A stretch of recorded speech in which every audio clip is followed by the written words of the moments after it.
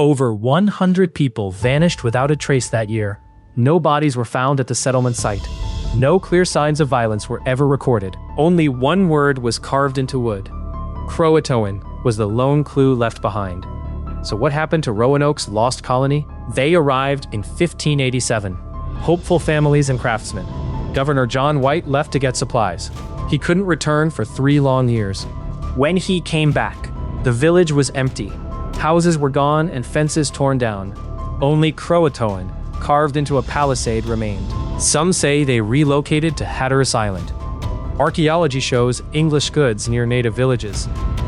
Others think disease or starvation wiped them out. A violent raid or rival colonists is possible. There are even theories about kidnapping and slavery. None of these ideas fits every single fact. Contemporary records were limited and often confusing. Politics and war delayed proper searches badly. Modern digs keep turning up small clues. A bone here, a pot shard, a nail. DNA tests have so far given mixed results, so the clearest answer is still elusive today. They left, were absorbed, or met tragedy.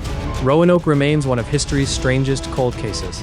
3 months in, half the crops failed. They thought building homes would fix everything. They built houses and painted doors bright colors. Neighbors waved. Kids learned to play again.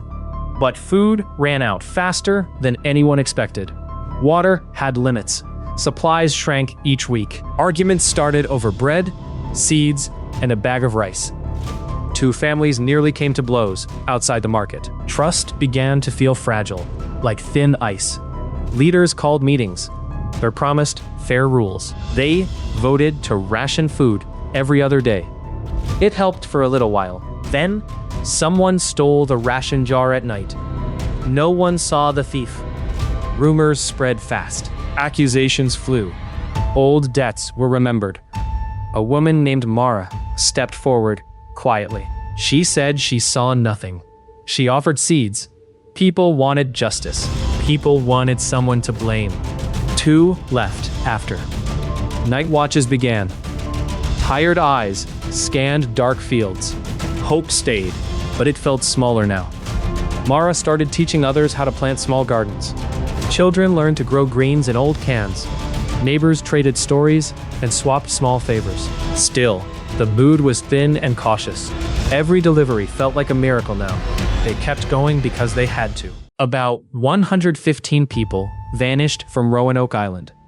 They left England in 1587 to settle. John White led the whole group. They came as families, not as soldiers. They wanted a new life in America. They planted gardens and built rough shelters. After 3 years, rescue ships finally returned. The settlement was empty when they arrived. There were no bodies and no battle signs. Only one carved word remained on a post. The carving read, CROATOAN, in rough letters. Storms and politics kept him from returning sooner. 3 years later, he finally sailed back. By then, the colonists had already disappeared. People started making theories almost immediately. Some blamed hostile tribes and deadly attacks. Others point to disease, starvation, or migration. A strong idea says they joined CROATOAN people. Archaeologists keep digging for clues every season. Small artifacts turn up and raise new questions. But no single theory explains everything so far. The carved word still haunts the story today. CROATOAN remains short, strange, and unfinished. People still debate what really happened there. New digs may finally change the story for good. 3 years passed before he could return. The colony was running out of food and medicine. People were sick, and morale was low. John White faced a brutal choice. Stay and try to fix everything with little help, or sail to England for supplies and support. He chose to leave, and he promised to return. He left maps, lists, and instructions for the colony. He also left his granddaughter, Virginia Dare, in their care. In England, he begged for ships and soldiers. Politics and war kept the ships tied up. Storms and delays stretched weeks into months. He never stopped trying to come back quickly. When he finally returned, 3 years later, fear rose. The settlement was empty, with no people in sight. Only one clue was left behind on a post. It read CROATOAN, carved deep into the wood. He had kept his promise the best he could, but the sea and time had already changed everything. He spent nights haunted by their missing faces. Historians still debate what happened to those settlers. The carved word is still the only clear lead. His promise survived, even if answers did not. It is a story about choice and consequence. They expected help within weeks, not years. But war had other plans for England. Ships were called to fight, not to save. The colony watched the horizon every morning. Messages crossed oceans and hit dead silence. Weeks bled into months, then into full years. They rationed hope like food. Children grew taller than the map said. Wives learned to sew and to wait. Men fixed roofs and hid their fear. Every flagpole held fewer flags each year. The sea felt closer and farther away. When ships finally returned, they were different. They smelled of salt and gunpowder. Some brought forgiveness. Some brought nothing at all. The colony learned to survive on its own. Not heroic, just stubborn and tired. Years taught them how to mend, plant, endure. Letters that finally arrived were brittle and late. Names, births, deaths, and apologies in ink. Most people moved on, slowly, without fanfare. But the empty years left a scar. You can still find those broken schedules today.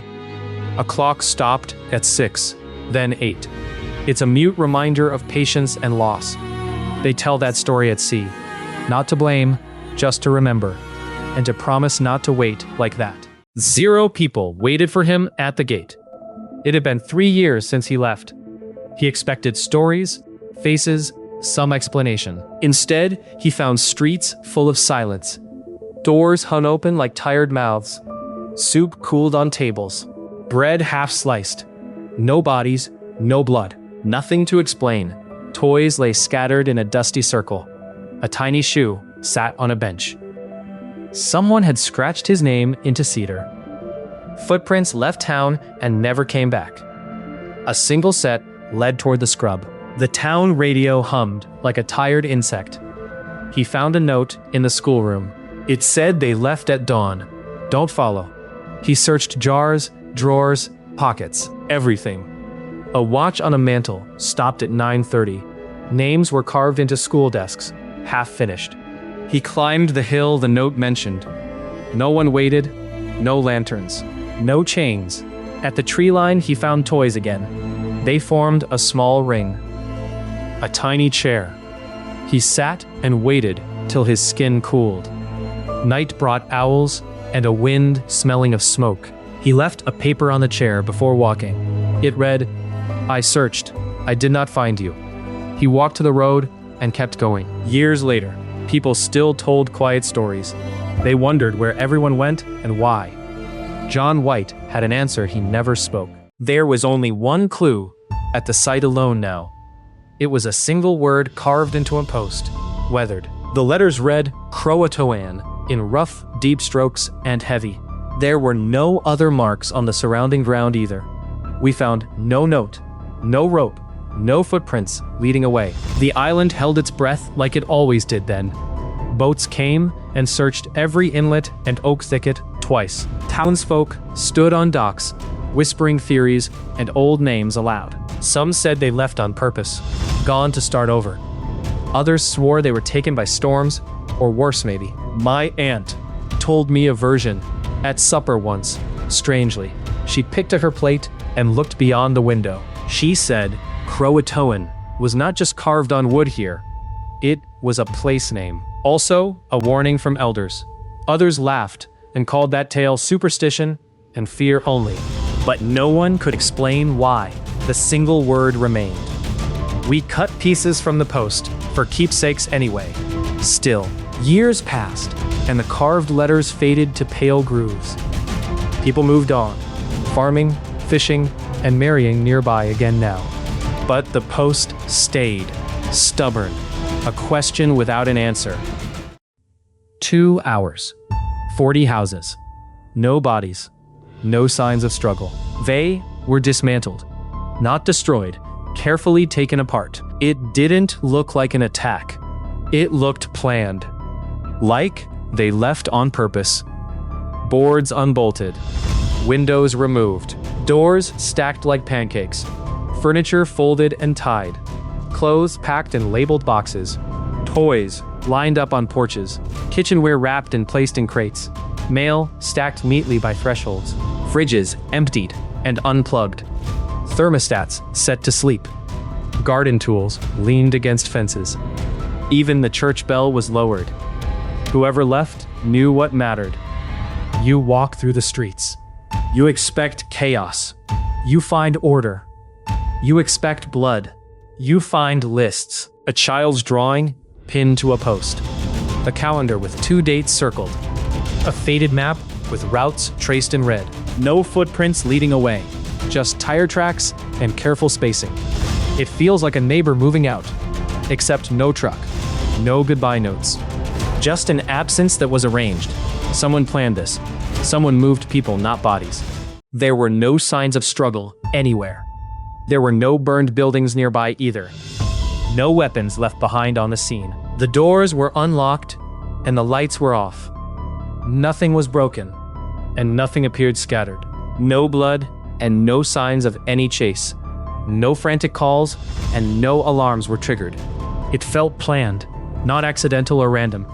Whoever left did so without noise. They took nothing obvious with them. No CCTV footage of a struggle exists. Maybe deception. A staged disappearance meant to confuse. Or a negotiation left unsaid. Or a choice. A voluntary exit nobody announced. You look at the scene and you have questions. The calm makes the silence louder. So investigators combed for odd details. A single footprint. A misplaced cup. A note. Each small thing points to intention. Intent is the difference between accident and plan. So we slow down and ask clearer questions. Who benefited from their absence that night? Who needed them gone without a fight? The truth won't be loud. It will come quietly, piece by piece. Watch the small things. They tell the real story. Patience beats spectacle every single time. The only clue read, CROATOAN, carved on wood. Some think that was a destination. The colonists might have left Roanoke Island. Or they moved to nearby CROATOAN Island. That island is now Hatteras. The CROATOAN tribe lived there. They could have sheltered the English. Some artifacts later found support that idea. But evidence is thin and messy. John White returned to empty posts. Storms delayed his rescue trip. No Maltese cross was found.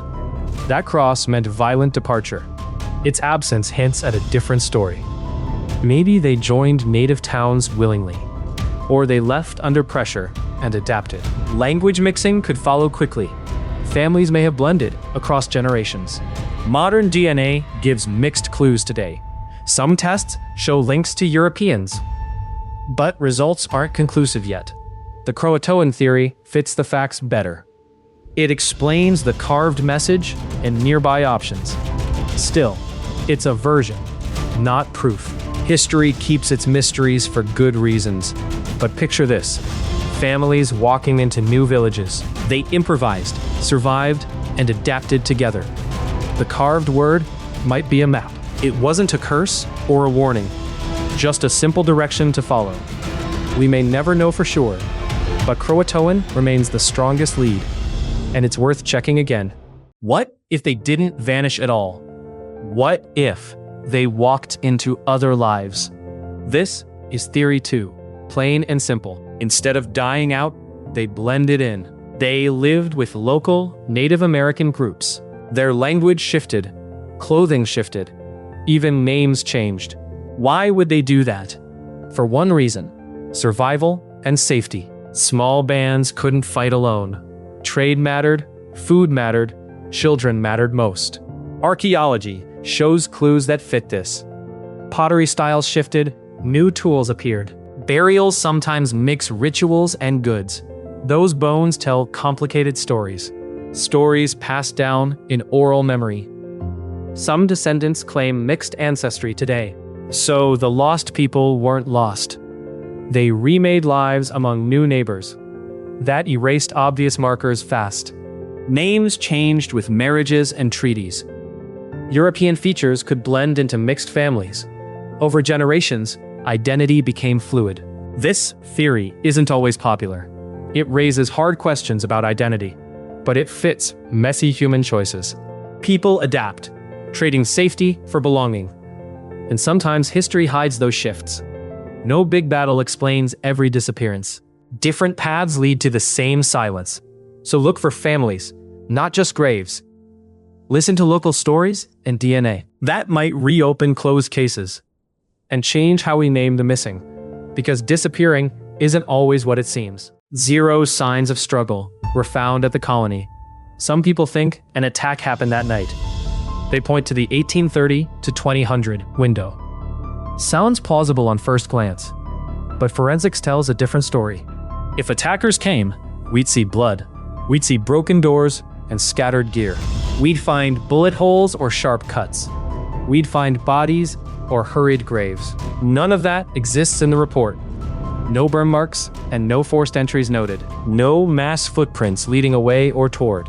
Security logs show no alarm triggers. Neighbors reported no gunfire or screams. Witness statements were calm or confused. Forensic smoke residue was negative. No shell casings were recovered either. Those absences matter a lot. Absence can point to other causes. Disease can kill fast and quietly.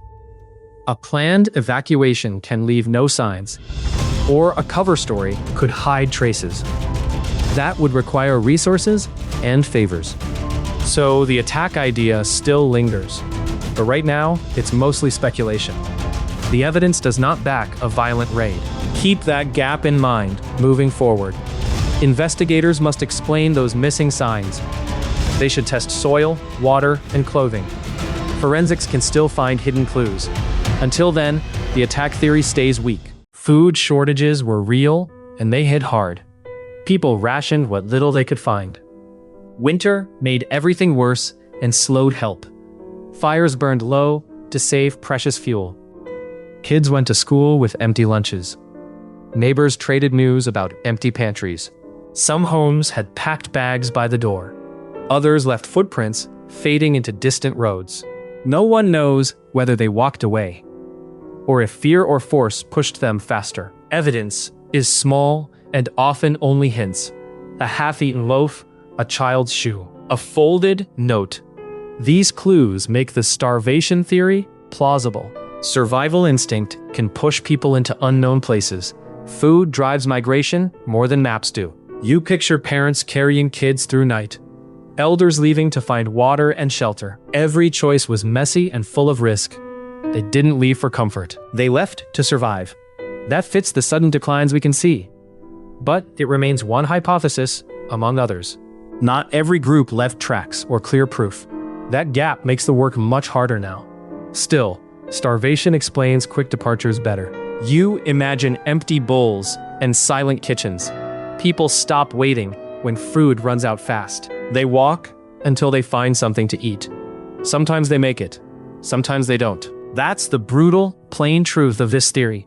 They might have left just to survive. Here's the strangest timeline you'll hear today. It starts at 21:30 on a clear night. Surveillance shows normal life until 22:10. Then, small anomalies begin to appear. Lights flicker in 3 houses at once. Phones stop getting cellular signals entirely. Neighbors call it a power glitch, but the grid reports no interruption. Pets are found calm and waiting. Cars remain parked where owners left them. No footprints lead away from porches. No cars drive off late that night. By 2300, people are missing from their beds. No remains are ever found anywhere. No confirmed records explain their exit. Banks show 0 withdrawals that night. Phones show no last calls. Social media shows nothing unusual. Investigators comb every inch of those streets. They find only closed doors and sleeping radios. Witnesses remember strange silence at 22:30. One neighbor swears they heard a low hum, Another recalls a scent like ozone outside. Some say it was a secret relocation plan. Some whisper about experiments nearby. None of those ideas fully explain this mystery.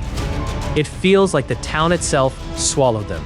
You can feel that emptiness when you imagine it. Over 100 people vanished from the Roanoke colony. They left no bodies and no signs of battle. Only one word was carved on a post. The word read CROATOAN in deep letters. Was it a message for help or a clue? Some say they left on purpose. Maybe they sailed to CROATOAN Island with allies. Maybe they joined nearby tribes to survive. Other people think disease wiped them out fast, or that Spanish raiders kidnapped everyone. Some point to internal conflict and secret departures. No single theory fits all the facts. Records are thin because the governor left for England. When he returned, everyone was gone. He could only find that carved post. Archaeology spots some clues on nearby islands. Pottery and bones hint at new settlements. But proof of a full evacuation is missing. Here's the ugly truth about mysteries. They invite guesses because people want answers badly.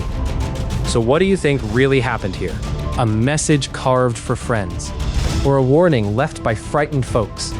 Or a last word from a lost colony? Say it out loud and pick your side.